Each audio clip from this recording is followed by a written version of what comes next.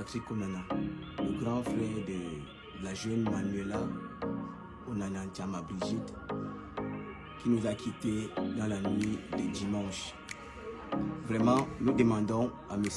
Jumento, au nom de toute ma famille, de bien vouloir enlever les images de notre petite sœur qui est décédée la nuit de dimanche à lundi suite d'un accident de moto devant le stade Omnisport. Nous demandons à M. Jumento de bien vouloir arrêter la publication des images de notre petite sœur, car cela affecte beaucoup notre famille et surtout notre mère qui est dans un mauvais état depuis le décès de notre petite sœur. Nous avons vu ces images sur la toile dans un direct de M. Jumento et nous avons été trop choqués. Vraiment de grâce à tous ceux et celles qui ont laissé de partager ces images.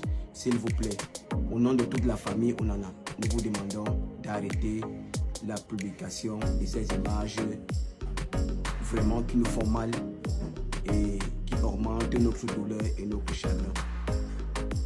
Merci pour votre bonne compréhension. Bonjour la famille, j'espère que vous portez bien. De mon côté, je me porte super bien. J'espère aussi que vous vous portez bien. Alors la famille, après l'accident de Francis Ngannou où il a percuté une jeune fille et qu'aujourd'hui la fille en question est décédée, la famille de la fille fait une sortie pour demander à M. Jumento d'arrêter de publier, de passer des informations par rapport à ce qui s'est passé par rapport à la jeune sœur qui est partie après qu'elle a fait l'accident. Mais ici, ce frère passe une information et je vais vous faire écouter la version de Jumento et puis je reviens vers vous pour vous donner mon avis par rapport à ce crime-là. Donc, écoutons la version de Jumento attentivement jusqu'à la fin. Nous allons comprendre qui ici dit la vérité ou pas. Voilà. Nous allons écouter ici c'est qui dit la vérité ici ou pas. Parce que le monsieur en question dit ici dans sa vidéo, il explique où sa soeur a été percutée avec la moto. Donc, où Francis Ngannou a percuté sa soeur.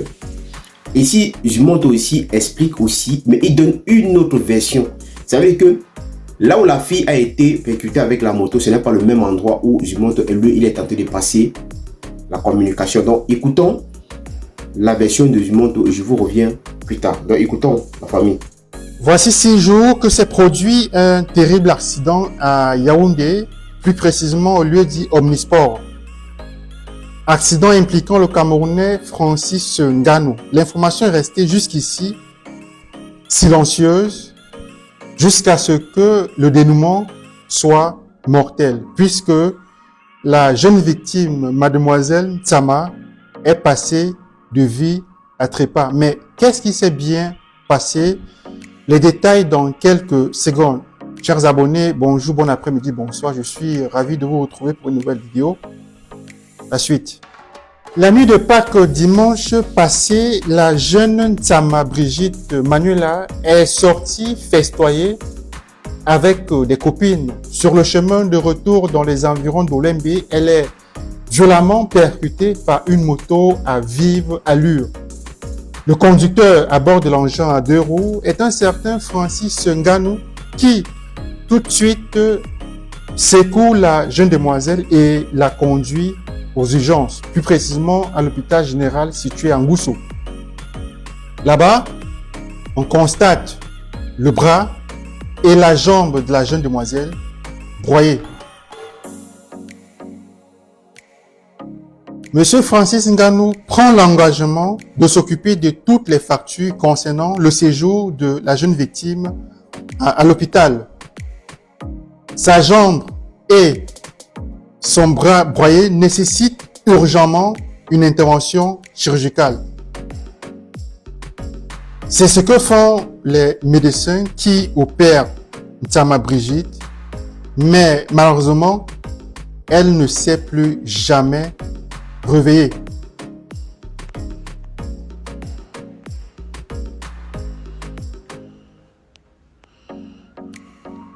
La question que je me pose, c'est pourquoi est-ce que Francis Ngannou n'a-t-il pas communiqué lorsque ce malheureux incident s'est-il produit? Une personnalité... Alors, la famille, je n'ai pas voulu faire tourner toute la vidéo. J'ai voulu juste vous faire écouter un peu la partie de Zumonto. Lui, c'est quelqu'un, c'est un donneur, c'est quelqu'un qui passe à donner les informations. Donc on envoie des informations que lui, il essaye de passer sur la toile et d'expliquer vraiment ce qui s'est passé. Moi, la question que je vais poser ici, je vais d'abord poser la question à la famille avant de revenir vers ce monsieur qui s'appelle Zumonto. La question que je veux poser à la famille, c'est que quand votre fille a fait l'accident et qu'elle a été transportée pour l'hôpital, la personne en question qui a été votre fille a pris les engagements pour qu'on puisse prendre soin de votre fille et qui va payer tous les soins confondus par rapport à l'accident de votre soeur. Jusqu'aujourd'hui, pendant tout ce temps-là que la fille avait fait l'accident, personne n'était au courant que votre soeur a fait un accident et qu'aujourd'hui elle est à l'hôpital. Mais c'est quand la fille décède que nous sommes au courant et qu'on voit sur la toile qu'il est comme ça. Monsieur Francis Ngannou a percuté une jeune fille pendant la période de Pâques et qu'aujourd'hui la fille en question ne vit plus. Ça veut dire que au départ, quand la fille a fait l'accident, l'information n'était pas sortie parce que dans la vidéo de Zumonto, lui, il dit qu'il avait l'information depuis quelques jours.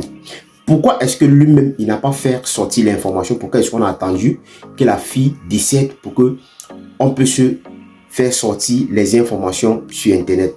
Et maintenant, qui a donné les informations de l'accident à monsieur Zumonto? Ça veut dire que c'est la même famille qui a donné les informations à monsieur Zumonto pour que on essaye de publier sur la toile. Mais aujourd'hui, vous venez de demander qu'il est comme ça. Vous n'avez plus besoin, qu'il faut que Zumonto arrête de publier les vidéos ou de communiquer par rapport à l'accident de votre soeur sur la toile. Ce que je vais vous dire, c'est que les images sont là sur la toile et chacun peut communiquer dessus, chacun peut parler dessus.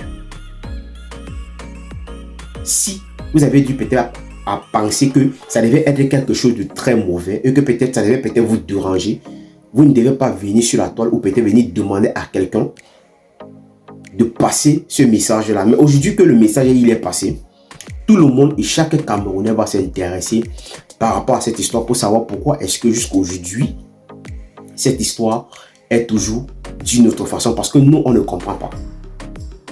On n'arrive pas à comprendre pourquoi est-ce que vous avez gardé le silence pendant quelques temps pour qu'aujourd'hui, on retrouve les images sur la toile. Maintenant, revenons maintenant sur le cas de ce fameux monsieur qui s'appelle Zumonto, qui passe à donner parfois des informations, parfois même qui ne sont même pas vérifiées, qui ne sont pas vraies. Juste parce que vous voulez toujours détruire la carrière de certaines personnes parce que pour vous, dans votre tête, on ne sait pas s'il y a quelque chose derrière cette histoire. Pourquoi? Jusqu'à ce que vous vous demandez que pourquoi est-ce que Francis Ngannou n'est pas venu communiquer sur l'accident. Est-ce qu'il a les comptes à rendre à quelqu'un ou peut-être il a les comptes à rendre sur Internet? Est-ce que l'Internet est devenu un endroit où on doit venir régler des problèmes? Non. Il n'y a pas des avocats sur Internet. Il n'y a pas la police sur Internet. Mais vous vous demandez que pourquoi est-ce qu'il n'est pas venu communiquer pour rendre compte à qui? À vous ou à ceux-là qui veulent toujours détruire la carrière de certaines personnes? Parce que Jusqu'à l'heure actuelle, moi, je ne comprends pas comment vous ne pouvez pas vous poser des questions. Comment quelqu'un peut être percuté par une moto et qu'on porte la fille, on l'amène à l'hôpital, on commence à prendre soin d'elle jusqu'à quelques jours avant que peut-être on vienne nous annoncer que la fille en question ne vit pas. Mais pourquoi est-ce qu'on ne pourrait pas vous poser de très bonnes questions? Qu'est-ce qui s'est passé à l'hôpital? Qu'est-ce qui s'est passé avec eux, les médecins? Qu'est-ce que les médecins ont pu faire pour que la jeune fille ne se réveille plus? C'est la question qu'on doit se poser. Oui, c'est la question qu'on doit se poser. Parce que ne cherchez pas toujours comment faire pour détruire quelqu'un. Parce que vous demandez que non, il faut qu'on puisse l'arrêter. Et c'est normal, oui. Quand quelqu'un peut-être fait un crime, c'est normal qu'on l'interpelle. C'est normal qu'on l'interpelle. Mais est-ce que le crime qui s'est passé, est-ce que la fille en question est morte sur le champ? Non. C'est après quelques jours. Ça veut dire que tout s'est passé à l'hôpital. Et je vois, vous êtes tout en train de prendre des exemples, de comparer toujours l'accident de Ténor avec ce qui s'est passé avec Francis Ngannou. Ce que je vais vous dire, c'est que l'accident de Ténor était dans la même voiture avec cette jeune fille. Ténor était dans la même voiture avec cette jeune fille. Et c'est pas comme si peut-être quand l'accident s'est passé, on a amené la fille à l'hôpital, c'est à l'hôpital que la fille est morte. Non, c'était sur place. Mais le cas de Francis Ngannou avec Ténor, c'est un cas très bien différent. Il est bien vrai qu'il y a eu mort. Mais la fille en question est morte à l'hôpital. La question que nous, Camerounais, nous allons se poser comme question, qu'est-ce qui s'est passé à l'hôpital? Il faut qu'on puisse interpeller tous les médecins qui étaient là ce jour pour prendre soin de notre soeur. Comment se fait-il que quelqu'un peut avoir une fracture sur le pied ou la main, mais on est incapable de soigner la personne, on est incapable d'opérer cette personne-là, au point où on vient nous dire, après quelques jours, qu'il est comme ça, la fille est décédée. Pourquoi n'était pas décédée le même jour qu'elle a fait l'accident? Ça veut dire qu'à l'hôpital, il y a eu un problème. Ça veut dire que les médecins eux-mêmes n'ont pas bien fait leur boulot. Donc, nous allons se poser, il faut qu'on puisse se poser les très bonnes questions par rapport aux médecins qui sont dans ces hôpitaux-là. Ce sont les questions que nous, on va se poser. On a eu le même cas ici avec notre frère Samy qui est parti jusqu'aujourd'hui. On a enterré Samy. On ne connaît pas ce qui s'est passé. On ne connaît pas ce que les médecins ont pu faire ce jour pour qu'aujourd'hui, notre frère ne vive plus. Juste parce qu'il a eu une fracture au bras. Donc, le temps qu'on opère quelqu'un, après la finition et tout. Quelques heures plus tard, on nous dit qu'il est comme ça. Le gars en question est parti. Donc, arrêtez de vous acharner sur quelqu'un juste parce que vous ne l'aimez pas. Parce que oui, vous qui sortez aujourd'hui pour dire n'importe quoi, c'est parce que vous ne l'aimez pas. Vous détestez Francis Ngannou. On voit ça en vous. On voit la haine qui est en vous. Que vous le détestez au point où vous êtes prêt à dire n'importe quoi. À un moment, il faut arrêter. À un moment, nous les Camerounais, il faut qu'on se pose des très bonnes questions. Il faut qu'on se pose des très bonnes questions. Parfois, avant parfois de vous engager sur certains combats, sachez comment le faire et il faut vraiment être vrai avec vous-même. Il faut être parfois vrai avec vous-même.